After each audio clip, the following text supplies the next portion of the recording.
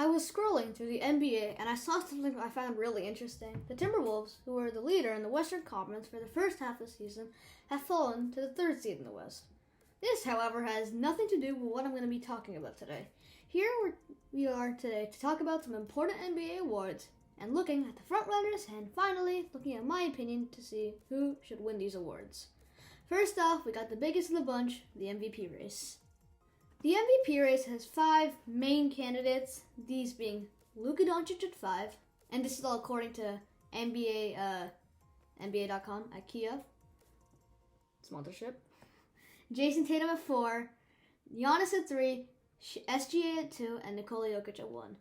I think out of these 5, I believe Luka should be really very high, but due to the Mavericks not having the highest seeding, actually being very mediocre in the West, being at around 8th, so they're still in the play-in, I believe that's why he's the lowest in the rank. While he's averaging 34.6, 9, and 9.8. It's insane. Next up is Jason Tatum. Tatum's one of those guys, you know what he's going to give you. 26.8 points, 8 rebounds, 4 assists. And I think the reason for this is because of the Celtics' historic run, being first in the East by, I believe, 8 games or so to the Milwaukee Bucks. The third one is Giannis, averaging 30.7, 11.2, 6.3, being second in the East, obviously behind the aforementioned Jason Tatum and the Boston Celtics.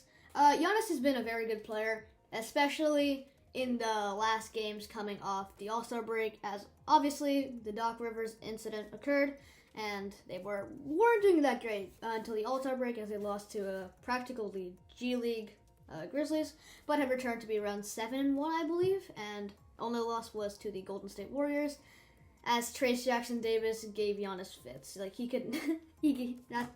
Giannis got demons from Trayce Jackson-Davis. Number 2, we got SGA, Shai Gilgeous-Alexander. He's averaging an insane 31.1, 5.6, and 6.5. He's had 46th game with 30 points or more this season, and he got this against Portland. And he's now only 1 game short of the OKC's 30-point per game record reached by KD in 2009-10 and 13-14. The Thunder are first in the West, in front of Nuggets, Clippers, and again the T-Wolves, which I mentioned at the intro of this video. And SGA is amazing. He is second in the MVP race, and rightfully so. But at number 1, I think we all know who is this going to be. Nikola Jokic. 26, 12, and 9. This man is insane. He's consistently getting games above 30 with triple-doubles galore. I believe he has 51 triple-doubles this season, which is absolutely absurd. Holy crap. I've never heard of that before. Maybe, could he overtake Russell Westbrook for being Mr. Triple-Double? LeBron thinks so. Even still, the Nuggets are, I believe, 8-1 since the All-Star break, so things are going good for them as well. Next up on our list of awards, we have the Defensive Player of the Year's odds. Rudy Gobert has been the front runner in the DPOY race, having an amazing defensive season with the Minnesota Timberwolves leading them to being the number 1 defense in the league. But second, we got his French brethren, Victor Wembanyama, who, as I've mentioned in a previous video, has had an insane season, and he's just a rookie. As I've said, in the first half of the season alone, he had more blocks and steals, or stocks, than Rudy Gobert did in his entire DPOY season.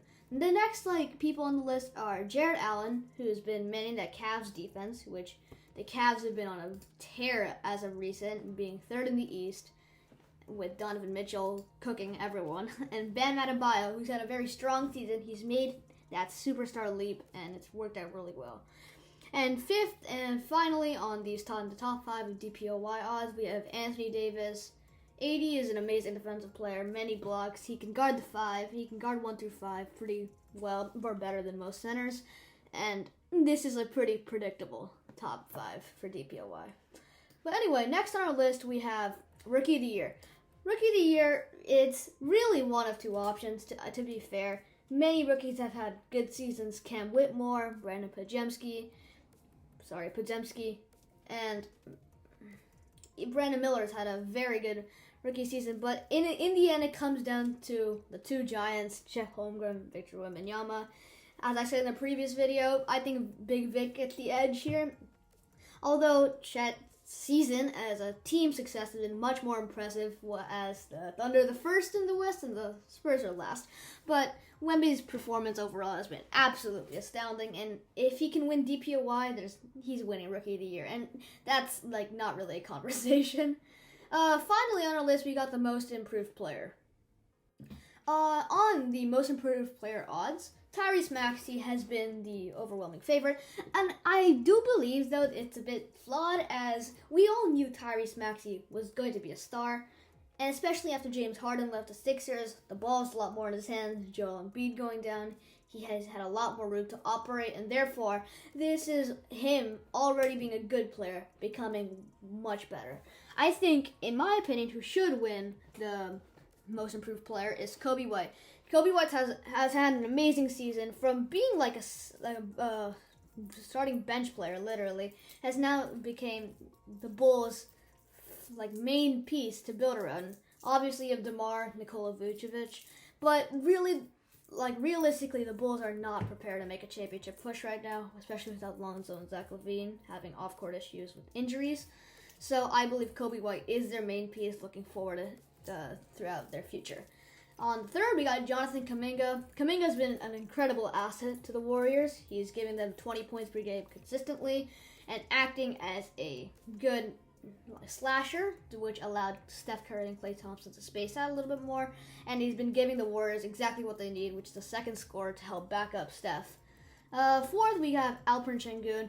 I think Sengun was going to be good, as their offense was not just give the ball to Jalen Green and do whatever the hell you want. It really flows around Sengun, and I think the veteran teaching of Fred VanVleet and Dylan Brooks have really helped Sengun, as recently he had a 44-point game on Victor Wembanyama. Completely threw him in the basket. Finally, we got J-Dub, Jalen Williams, the Thunder player, and he's actually amazing. He's definitely a future All-Star, and the sky is really the limit for him. In total, all the players in the race do have the case to win. Well, I guess we'll have to wait and see who wins in the end. But now's the time we've all been waiting for. Who do you think I think should win? For MVP, I think it has to come down to SGA and Nikola Jokic. And I would lean Jokic, but I don't.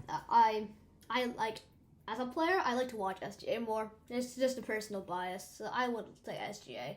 DPOY, I think Victor Wembanyama should win it, but due to the the Timberwolves' overwhelming success this year, I think Rudy Gobert is going to receive it. For Rookie of the Year, Wemby should win it, and I think he's going to win it. Look, he's practically beat up Chet Holmgren every matchup they got, and I think he's going to stay that way. And finally, for Most Improved Player, I think Kobe White should win, but I believe Tyrese Maxey will win the award. So, thank you for listening, and until next time, peace.